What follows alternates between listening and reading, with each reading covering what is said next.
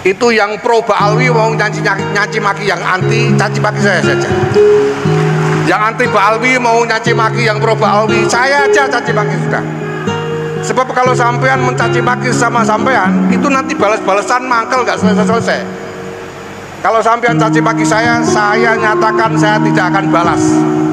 Jadi saya sampai tidak akan tambah mangkelnya. Ya. Saya ingin menyebut atau menegaskan satu yang istimewa ini, seorang wakil Rois Suriah PWNU Jawa Tengah yang satu-satunya yang kendel, Kiai Halwani. Ya, semoga semakin wani beliau. Dan beliau mengatakan NU harus berada di atas negara. Ini pesan dari Mustasar PWNU, dan itu artinya bahwa NU harus mendudukkan kepentingannya, mengatasi berbagai macam kepentingan parsial yang ada di negara ini, supaya NU mampu berkontribusi untuk terus menyangga keutuhan bangsa dan negara ini. Jadi di bawah negara saja nggak boleh, apalagi cuma di bawah partai, tidak boleh. Karena kita membangun visi supaya keseluruhan komponen NU ini, ya, mulai dari struktur NU-nya, banom-banomnya, pesantren-pesantrennya, madrasah-madrasahnya, komunitasnya ini supaya menjadi ekosistem yang koheren, menjadi satu dunia yang mutamasik tadi itu, yang satu sama lain tersambung. Ya, nah, alhamdulillah sekarang banom-banom semuanya sudah mutamasik bersama dengan NU. Muslimat, Ansor, Fatayat, Ibnu, PPNU, yang lain-lain seperti kita punya 14 banom itu, alhamdulillah semua, hampir semua sudah mutamasik dengan NU. Ya. Ada yang belum, itu nanti kita minta bantuan Kiai Halwani untuk membangun koherensinya ini.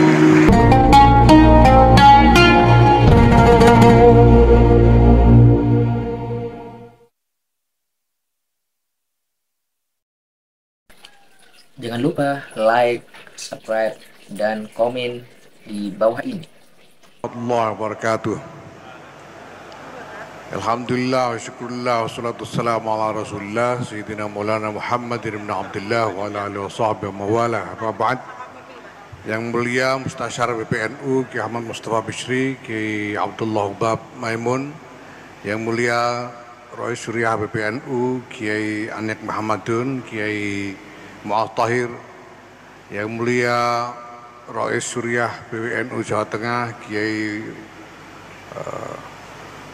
Ubaidullah Sodaqah, yang saya hormati Khatib Am dan jajaran PPNU yang hadir, yang saya hormati Pak Pejabat Gubernur, Forkompinda, Pak Pangdam, Pak Kapolda yang mewakili, Pak Wamentan, dan semua yang tadi sudah disebut oleh pembicara-bicara sebelumnya.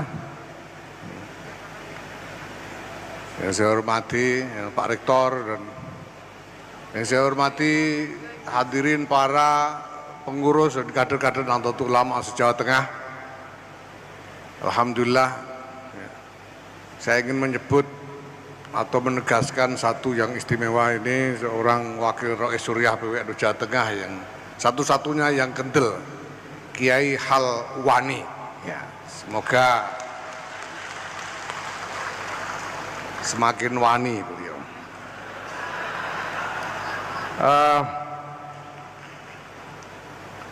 Bapak Ibu hadirin dan hadirat yang saya hormati, saya sebetulnya punya bahan banyak, tapi akan saya singkat karena saya akan mohon sesudah ini mau idzah dari yang mulia Kiai Ahmad Mustafa Bishri, dan akan lebih berguna bagi semua orang untuk mendengarkan beliau daripada mendengarkan saya. Dan saya hanya ingin menyampaikan beberapa hal yang mendasar, diskusinya nanti saja sudah ini. yaitu bahwa yang pertama memang sejak awal saya bersama teman-teman PBNU telah mencanangkan agenda-agenda strategis yang sangat mendasar yang kalau disarikan itu mencakup dua matra agenda besar, yaitu repositioning dan konsolidasi.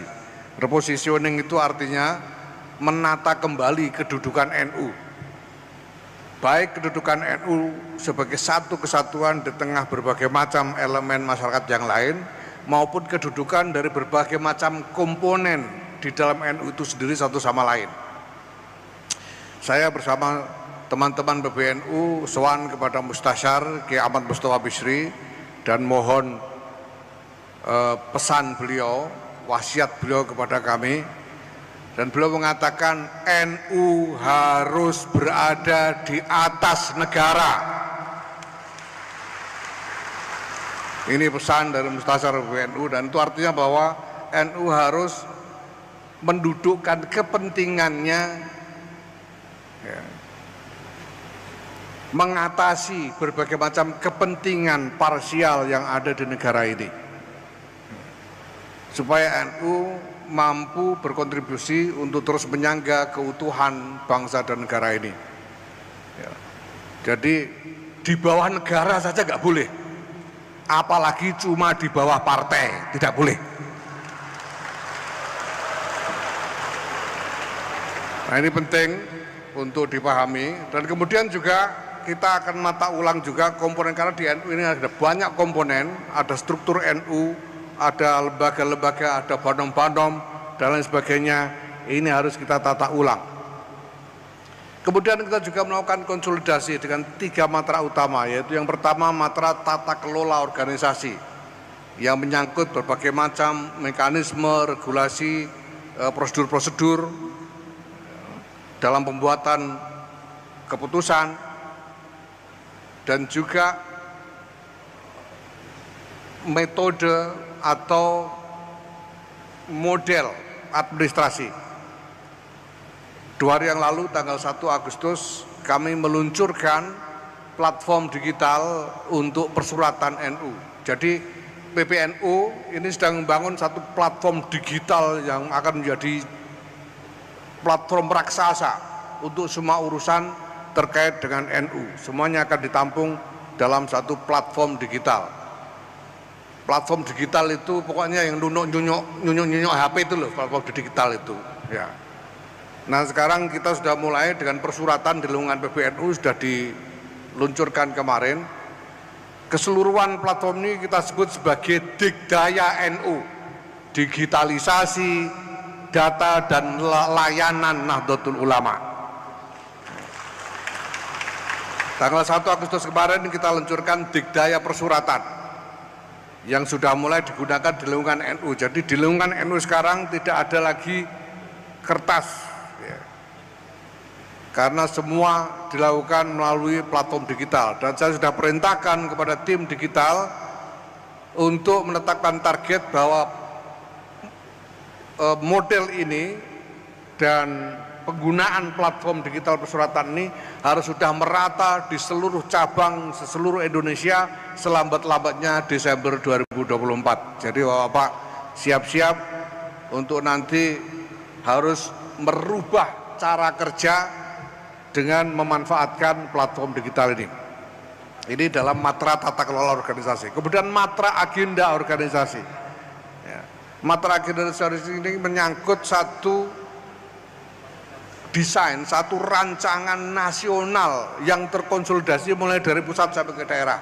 Alhamdulillah dalam pleno kemarin kami telah mengesahkan apa yang kami sebut sebagai rencana strategis Nahdlatul Ulama, rencana strategis nasional Nahdlatul Ulama sampai 3 tahun ke depan, 2024 sampai dengan 2027.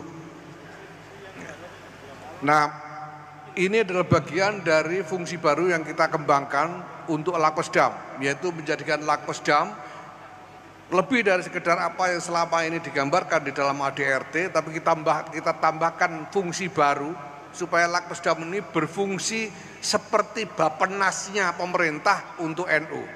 Jadi kita sekarang punya Bappeну, Badan Perencanaan Pembangunan Nasional Nahdlatul Ulama, yang dilaksanakan oleh Lakpesdam. Dan sudah jadi Renstra Nasionalnya.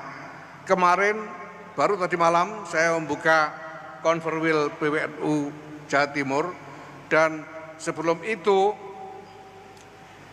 panitia dan PWNU Jawa Timur telah berkoordinasi supaya materi untuk program PWNU Jawa Timur disesuaikan dengan Renstra yang sudah dihasilkan oleh Bappeну ini. Maka sudah ini perintah saya yang pertama kepada PWNU Jawa Tengah, saya minta untuk segera berkoordinasi dengan Lakpesdam PBNU untuk merancang bagaimana menurunkan Renstra Nasional itu menjadi Renstra Provinsi, dan kemudian dibahas di dalam Rakerwil PWNU Jawa Tengah, dan sudah itu dilanjutkan prosesnya untuk mensupervisi breakdown penurunan dari Renstra Provinsi itu menjadi Renstra Kabupaten Kota atau cabang-cabang. Ini harus menjadi proses yang terus berketerusan dan kita sesuaikan satu sama lain sehingga semuanya koheren. Koheren itu mutamasik, tidak perental-perentil, tapi semuanya merupakan bagian sistematis dari satu rancangan yang terkonsolidasi. Ya, nah maka ya nanti ada kemungkinan berbagai macam penyesuaian perlu dilakukan. Matra yang ketiga adalah matra konsolidasi sumber daya, yaitu menyangkut sumber daya manusia dan sumber daya pembiayaan. Segampangannya duit, karena organisasi ini butuh biaya. Nah, banyak hal tentang konsolidasi sumber daya pembiayaan ini sudah didengar oleh masyarakat, termasuk soal konsesi tambang, bahwa NU menerima konsesi tambang itu hasil rapat PBNU, jadi bukan keputusannya Yahya sendiri, itu hasil rapat PBNU. Ya, nah kalau tidak setuju, sampean nanti muktamar sampean ganti PBNU-nya, suruh PBNU yang baru mengembalikan konsesinya. Ini sudah hasil rapat, kita akan kerjakan, kita sudah proses perizinannya, insya Allah mudah-mudahan dalam waktu dekat kita sudah bisa menerima hasilnya. Ya, dengan tentu saja berbagai macam norma-norma yang sudah ditetapkan di dalam tata cara pengelolaan itu sendiri. Nah, dalam sumber daya manusia kita sudah bangun sistem pendidikan kaderisasi berjenjang, dan yang paling puncak ini alhamdulillah dalam pleno kemarin sudah kita tetapkan desain untuk Akademi Kepemimpinan Nasional NU, yang ini dibuka untuk siapa saja yang sudah lulus PMKNU, harus lulus PMKNU dulu baru bisa ikut, dan nanti akan diseleksi dengan standar internasional karena kita kembangkan program ini dengan kerjasama jaringan internasional. Maka nanti akan ada tes, misalnya persyaratan bagi peserta AKNNU TOEFL harus 650 bahasa Inggris itu. 660 itu satu orang ya, tidak boleh kembulan. TOEFL 650 ya. Dan diutamakan bisa juga punya kapasitas berbahasa Arab, karena kita sedang membangun satu visi tentang kepemimpinan NU yang tidak hanya meliputi kapasitas dalam dimensi domestik atau nasional, tapi juga dalam dimensi internasional. Karena kenyataannya sekarang NU sudah hadir, sudah berperan, sudah mendapatkan pengakuan secara internasional, dan semakin banyak entitas-entitas internasional yang memburu kerjasama dengan Nahdlatul Ulama. Maka semua orang dalam kepemimpinan tertinggi NU harus mengerti ini. Ya, jadi perintah saya yang kedua, Gus Abdul Ghaffar Rozzin harus segera daftar kursus bahasa Inggris. Ya, dan harus sudah lulus TOEFL 650 sebelum Mei 2025. Awas kalau tidak. Nah, Bapak Ibu sekalian, ini semua menyangkut macam-macam pekerjaan yang harus dikerjakan, mulai dari pembuatan desain, sampai dengan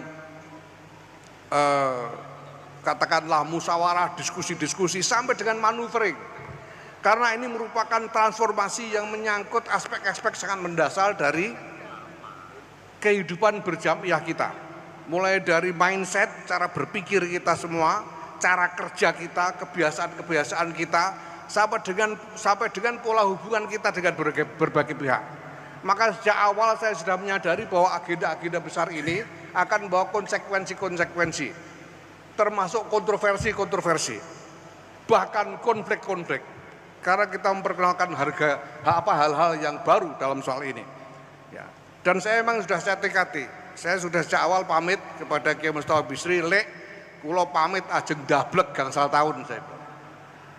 Karena saya tahu pasti hal ini akan menimbulkan macam-macam konsekuensi yang mungkin buat banyak orang menggelisahkan. Apalagi di tengah-tengah konstelasi sekarang dengan berbagai macam kepentingan terhadap NU, berbagai pihak juga membuat manuvernya sendiri-sendiri. Ya. Ada yang terang-terangan kepengen nyaplok NU, atau kemarin sudah nyaplok mau kita hingga tidak mau, gitu misalnya. Itu ada yang begitu itu. Ya. Ada yang membangun macam-macam instrumen dan lain sebagainya. Ya. Nah, ini semua harus kita hadapi. Karena kita ingin kita membangun visi supaya keseluruhan komponen NU ini, ya, mulai dari struktur NU-nya, banom-banomnya, pesantren-pesantrennya, madrasah-madrasahnya, komunitasnya ini supaya menjadi ekosistem yang koheren, menjadi satu dunia yang mutamasik tadi itu, yang satu sama lain tersambung. Ya, nah alhamdulillah sekarang banom-banom semuanya sudah mutamasik bersama dengan NU, Muslimat, Ansor, Fatayat, Ibnu, PPNU, yang lain-lain seperti kita punya 14 banom itu, alhamdulillah semua, hampir semua sudah mutamasik dengan NU. Ya. Ada yang belum, itu nanti kita minta bantuan Kiai Khalwani untuk membangun koherensinya ini. Nah, kita inginkan supaya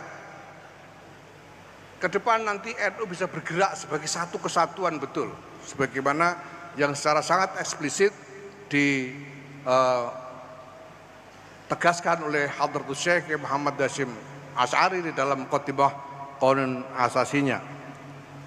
Nah, tapi dalam proses itu saya maklumi ketika kemudian ada kontroversi, ada pertentangan macam-macam, karena warga ini juga isinya macam-macam. Tapi saya tidak berkecil hati, orang NU itu bisa berbeda sampai begitu keras, tapi tidak akan lepas NU-nya sampai kapanpun. Asal tidak kenemenan, asal tidak keterusan. Maka boleh kita ini saling berbeda, ya, tapi jangan keterusan. Jangan memperturutkan impuls atau nafsu untuk saling mencaci maki. Ya. Kalau sampean kepengen mencaci maki siapapun, lebih baik sampean arahkan ke saya aja udah. Itu yang pro Ba'alwi mau nyaci maki yang anti, caci maki saya saja. Yang anti Ba'alwi mau nyaci maki yang pro Ba'alwi, saya aja caci maki sudah. Sebab kalau sampean mencaci maki sama sampean, itu nanti balas-balasan mangkel gak selesai-selesai. Kalau sampean caci maki saya nyatakan saya tidak akan balas. Jadi saya sampai tidak akan tambah mangkelnya. Ya. Nah ini semua saya harapkan ya apa boleh buat, karena resiko yang memang sudah kita perkirakan sejak awal akan banyak hal nanti seperti ini berkembang, tapi apa boleh buat. Ya. Dan ya kita semua bersandar kepada Allah Subhanahu wa taala, mudah-mudahan semua ini bisa kita lewati dengan baik, dan hal-hal baik yang menjadi maksud kita, maksud baik kita semuanya bisa tercapai dengan sebaik-baiknya. La haula wala quwwata illa billahil aliyil azim. Wallahul muwaffiq ila aqwamit thoriq. Wassalamualaikum warahmatullahi wabarakatuh.